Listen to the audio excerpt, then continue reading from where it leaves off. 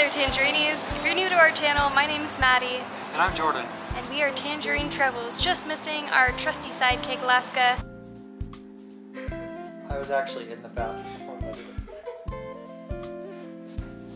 Where'd Mom go? Where is she? No, you're not falling for it?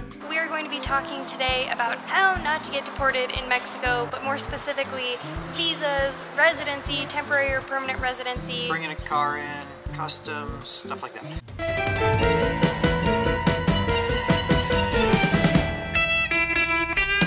So in this video we're going to be going over the various kinds of visas, the free zones, how to import a car, do you need a lawyer, how much does it cost? In addition to those things, we're also going to be telling you basically everything that we went through from start to finish on how to live here legally. Be sure to stick around for the end of the video where we'll share with you a bunch of tips and tricks that we've learned along the way that's going to make your life easier. And we're making this video because there's a whole lot of misinformation out there. Some websites say one thing, others say another thing. People in different Facebook groups are going to tell you one thing. We're just going to share with you exactly what our experience was, and hopefully it will help you. We're not going to include every bit of specific information for our own safety and privacy, but we will do our best to give you resources, especially since between consulates things can be different, at different offices it can be different, and the whole experience might be different if you do it on your own versus using a lawyer.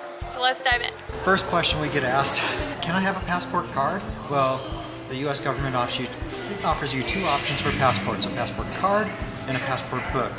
We highly recommend getting the book because you can't get a visa with the passport card.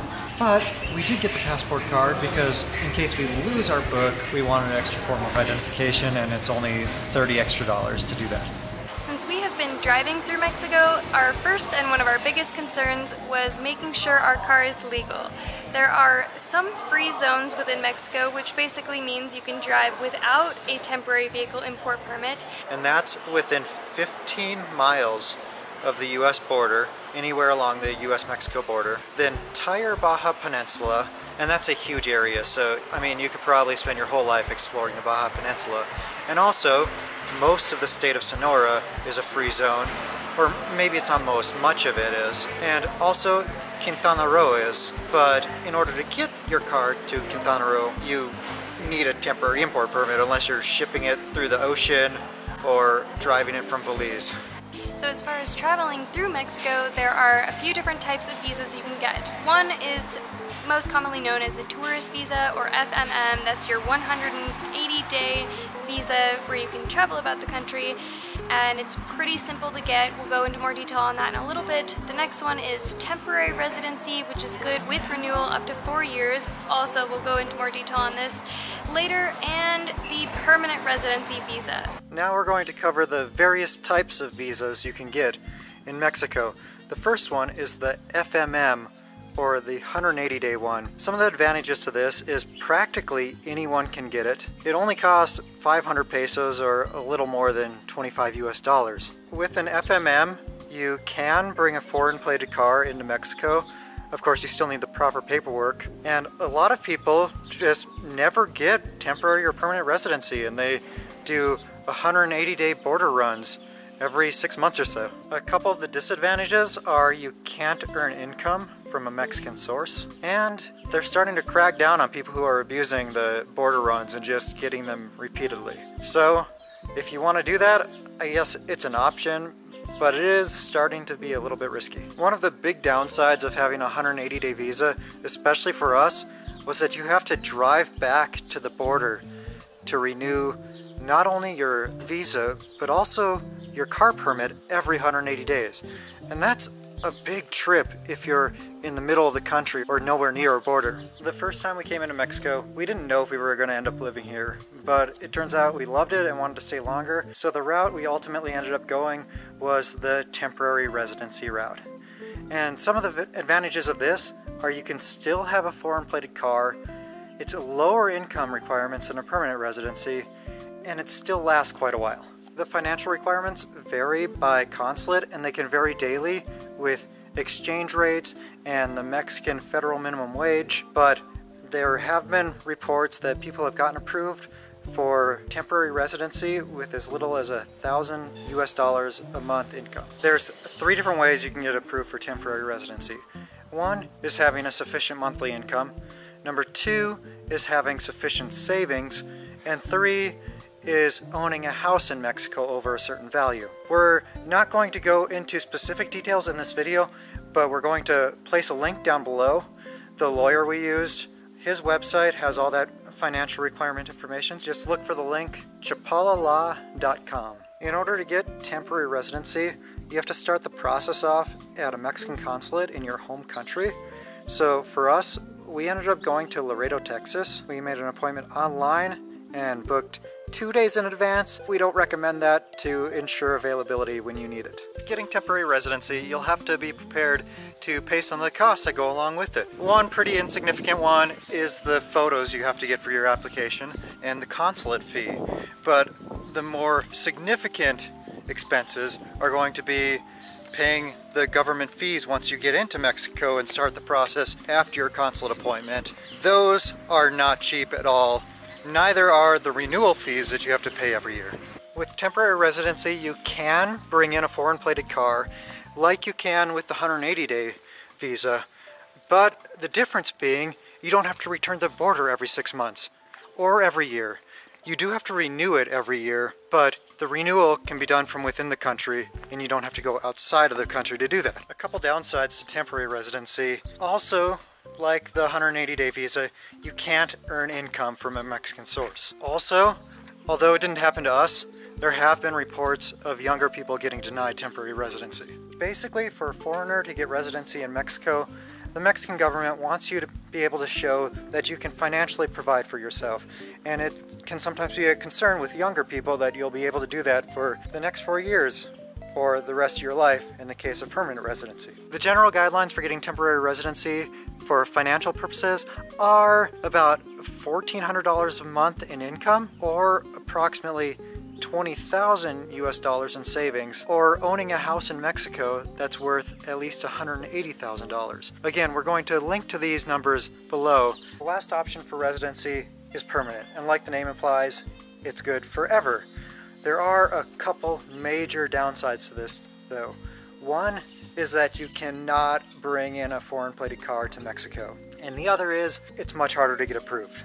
To get approved for a permanent residency, you have to show a monthly income of about $2,500, and it can only be from a pension, no other source. That's because, hey, you're becoming a permanent resident in Mexico, and the government wants you to be able to show that, hey, this is going to be an income source for the rest of your life. You can also show that you have a sufficient amount of savings, and this is somewhere around $100,000.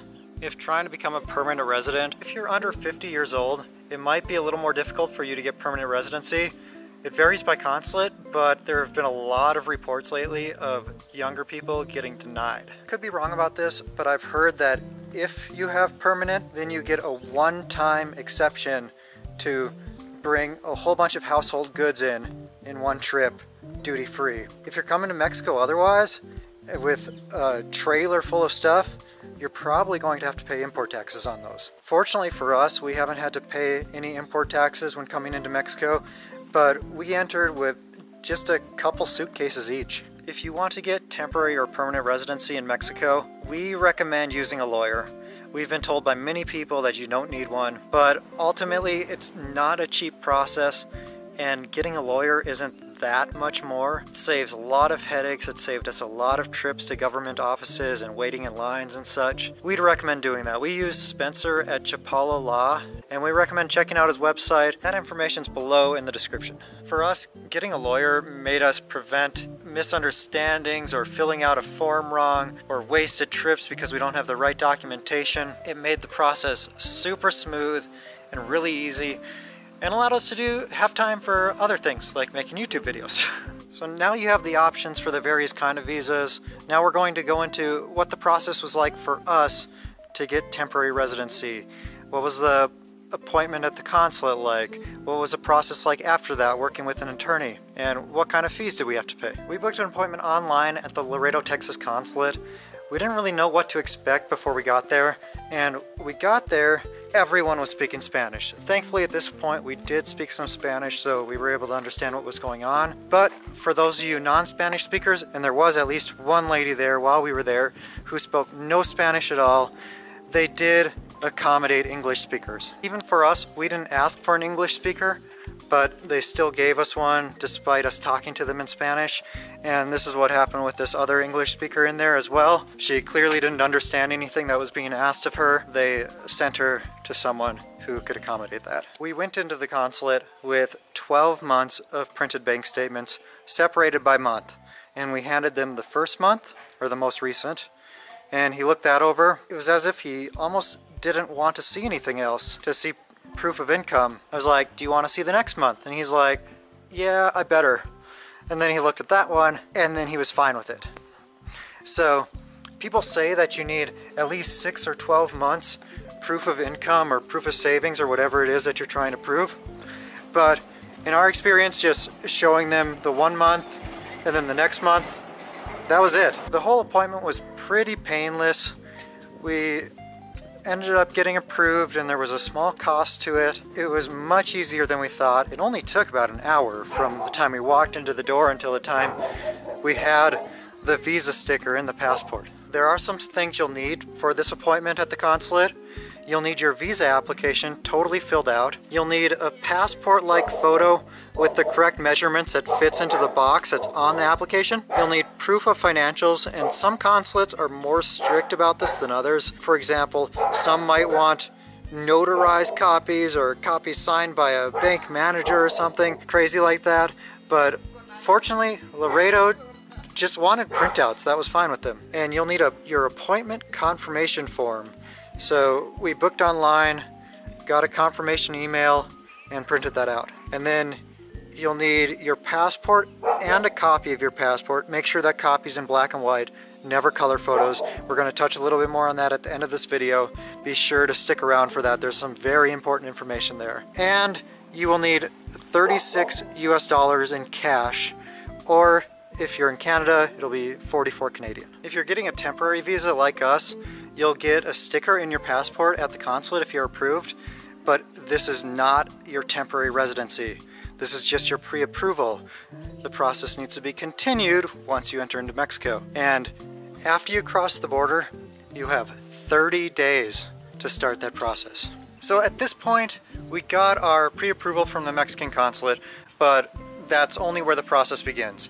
And from there, we have to continue the process once we get into Mexico. As soon as you cross the border, you stop at an INM office where you'll get an FMM. This is the same as the 180-day visa, but this one is only valid for 30 days. There's going to be no cost for this at this point, but it's only going to be valid for 30 days, and you have those 30 days to continue the process with INM, or Mexico Immigration, in Mexico. After hitting up the INM office and taking care of that paperwork, then if you're taking a car in, you're going to go to the Banjercito, where you'll get your temporary vehicle import permit.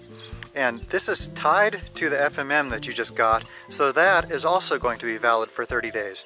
The cost of this import permit is going to depend on the age of your vehicle. It will cost somewhere around 50 or 60 US dollars plus a refundable deposit. And the refundable deposit is what is determined by the age of your vehicle. It can be as high as 400 US dollars and as low as 200 US dollars. To get this permit, you're looking at between $250 to about $460. Once you get into Mexico, start the process with your lawyer with the INM office. Earlier we said stick around until the end, and we're going to let you know some important things you should know before doing this process. Tenemos mucha más información para ti después de este aviso. If you've been wanting to learn Spanish, one of the ways we recommend doing it is through this program called Rocket Languages. We've tried a lot of different language learning programs and softwares and videos, and this one is the most thorough we've found. If you're interested in that, check it out, and we'll have a link down in the description below. A huge thanks to everyone who's purchased it already. It really helps us continue our travels throughout Mexico and show you more of this great country. Back to the video. If you get any official documents from the Mexican government, you might be thinking, hey, I should make some copies of these. because what if I lose the originals? Well, be very careful making copies, because if you make a colored copy, you're a forger. If you make a black and white copy, it's not valid because it's black and white. How do you get around this? You go to a public notary. They're all over the place in Mexico. For a pretty reasonable price, we paid 50 pesos per document in an expensive city here in Mexico, so I'm guessing it's cheaper most other places. They'll notarize a copy, and that black and white notarized copy is seen as a valid document. This one's really important. Once you have temporary or permanent residency, never ever enter Mexico on an FMM. Otherwise, your temporary or permanent residency will be canceled and you'll have to start the process all over again. So again, FMM is a 180-day tourist visa. Never get one of those if you already have residency. If you're bringing a car into Mexico like us, be sure to always have the proper paperwork. Stop at the Banjercito and get your paperwork there, and then start the process within 30 days to make sure your paper's valid, or continues to be valid. You need to notify Aduana, which is the Mexican Customs Agency, that you have a car and need to extend it. We didn't do this ourselves because our lawyer filed this paperwork, but it is important to do this. Something else you should know is that some consulates are more generous and more lenient than other consulates. So if you go to Las Vegas or Laredo, those have been places that have reported to give approval for permanent or temporary residency with lower incomes being shown. And not only do you need lower incomes for those consulates, they're also more lenient in terms of what kind of documentation they'll accept and how friendly they are in general. One more thing you should know about getting a temporary import permit is that if you don't turn it in, you can never get another one. Ever. You can never import another car into Mexico. Be sure to surrender your import permit to the Banjercito booth when you're leaving Mexico. We know this video has been packed full of information. There's so much to remember here. There's a ton to know, and it might not all be totally accurate. It is accurate to the best of our knowledge, but we're going to link to some great resources, some awesome blogs that have tons of information on this subject, so you know exactly what to expect when you're coming to Mexico, getting some type of visa, importing a car, whatever it is. And again, we use Spencer from chapalalaw.com. He was great to work with. It made the process so much smoother, saved us a bunch of trips, and allowed us to enjoy our time in Mexico rather than always stressing about what do we have to do to get past this legal red tape and get through this process. Thank you guys so much for watching. If you like this video, give it a thumbs up and subscribe to our channel. But don't forget to gong that bell so you get notified every time we put out a new video. Most of them are showing you what daily life might be like in Mexico and some of the awesome places you can visit here. So we look forward to seeing you in the next one.